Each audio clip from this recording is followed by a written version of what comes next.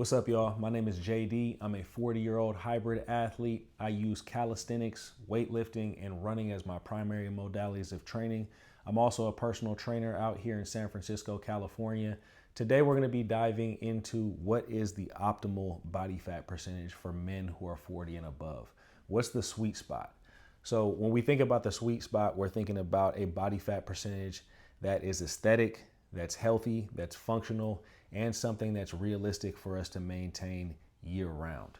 But before we dive into what that exact body fat percentage is, let's talk about what different body fat percentages look like. And let's start on the very, very low end of body fat percentages. And we're gonna be talking about 6 to 9%. At 6 to 9% body fat percentage, you're gonna be extremely peeled. You're gonna be shredded.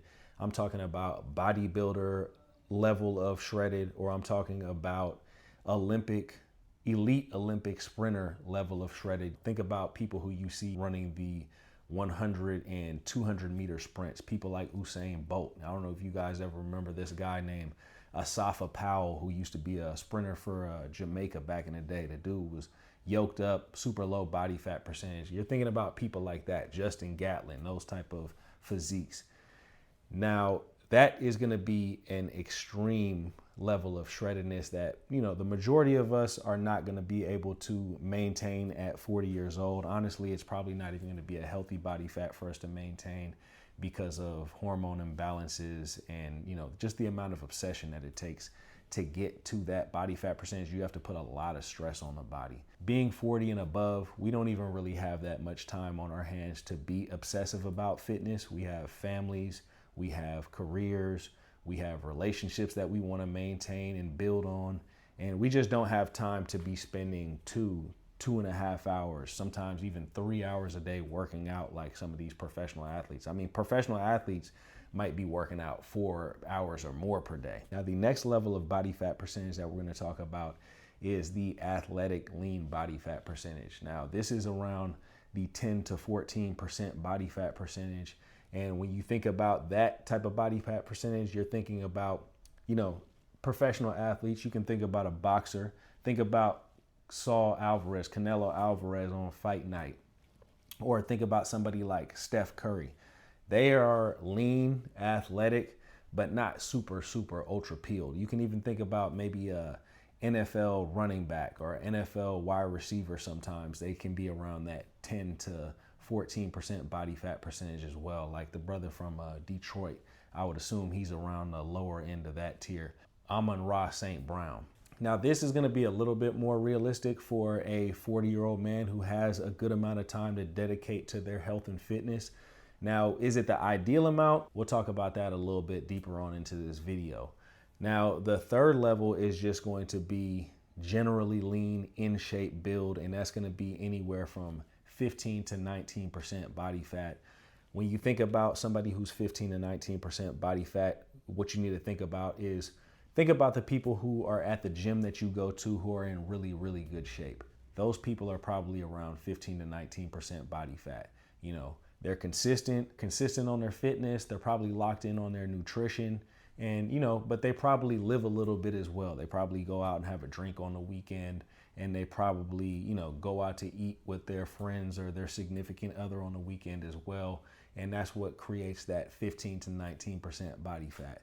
Now, when we're thinking about the next tier, this is the average body fat percentage. This is about 20 to 25% body fat.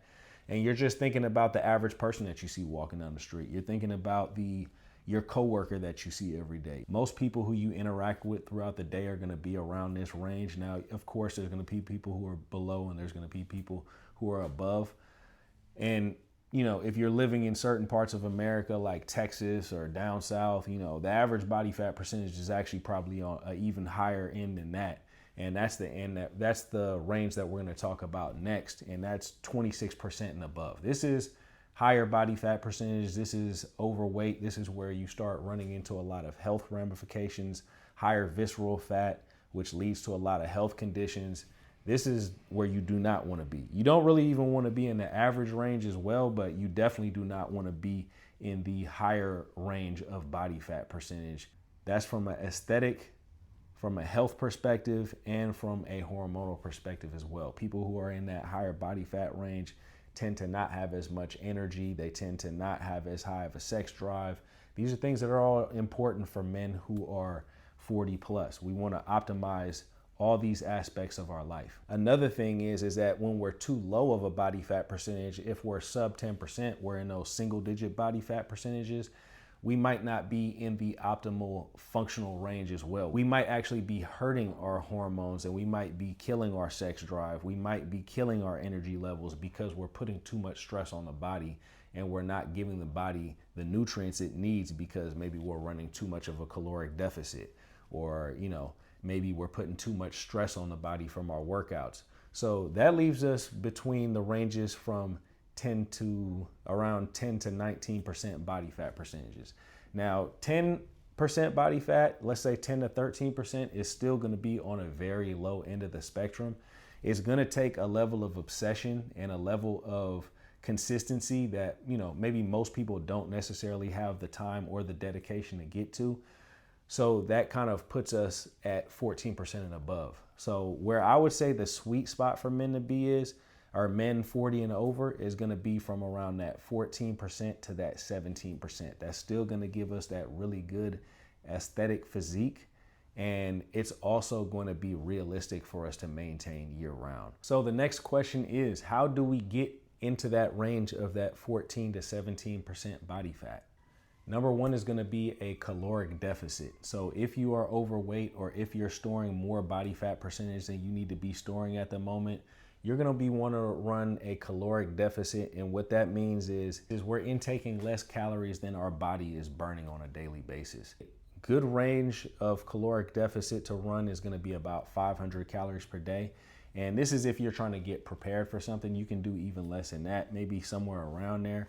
But 500 calories per day is going to lead you to a 3,500 calorie deficit per week, which equals out to about a pound of weight that you're dropping per week. So 3,500 calories equals out to about a pound. Another thing that we're going to want to do diet wise is we're going to want to have a higher protein intake. Now, what I would recommend is 1 pound of protein per your desired body weight, not your current body weight, but your desired body weight.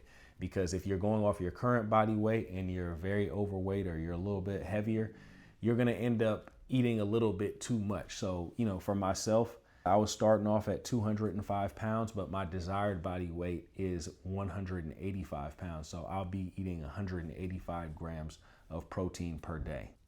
Now, thirdly, when it comes down to the diet, is I would highly, highly recommend eating a whole foods diet. And that means eating foods with limited ingredients. We don't want to be eating a bunch of protein bars. We don't want to be drinking a bunch of protein shakes. We don't want to be eating a bunch of processed foods. The quality of your food matters. If you can afford organic foods, if you can go to the farmer's market and get your foods, I highly recommend doing that as well. Another thing that makes things a lot easier is eating at home, not going out to restaurants. A lot of times we don't know what these restaurants are putting in our foods. We don't know how much oil they're using.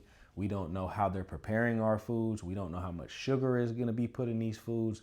So eating at home, we're going to know what we're putting into our foods. We have a little bit more control over what's going into our body, and that's ultimately going to help us get down to that lower body fat percentage. Now let's dive into the fitness and workout aspect of what it's going to take for us to get down to that 14% body fat percentage. First is going to be resistance training. We're going to want to build muscle, and we're going to want to maintain as much muscle as we're cutting down to that 14 to 17% body fat. How many days a week are we going to want to resistance train? This is going to be on a case-by-case basis, but I would recommend anywhere from 3 to 5 days per week. We want to give our body a couple days off per week minimum, and we want to make sure that our body is able to recover. But we also want to make sure that we're getting enough volume in so where we can build muscle and, turn some of that fat into muscle.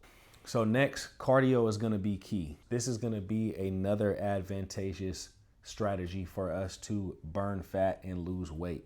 And we can do this in the form of running a couple 5Ks per week. We can do this in the form of jumping rope maybe 3 to 4 times per week. We can do this in the form of hopping on the treadmill and doing an incline treadmill walk. 5 days per week. I actually have a current client right now, and this whole year he's been extremely locked in.